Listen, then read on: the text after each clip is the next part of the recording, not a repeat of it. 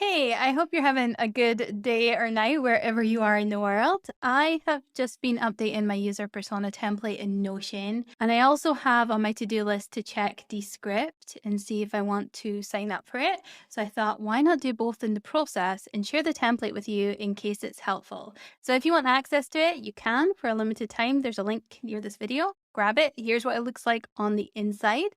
We have persona and you just click in and type.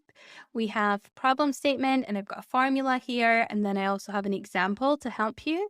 Goal statement, demographic information. We've got psychographic, so wheel of life, personality. I've got like 3 little frameworks in here. So you can click in and just adjust the score. And it's going to give you a nice little graph there. Can you tell I'm a designer?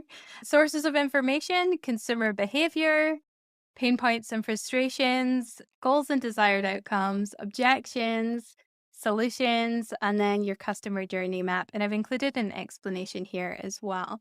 So grab it. I hope it's helpful. Let me know. I'd love your feedback and enjoy.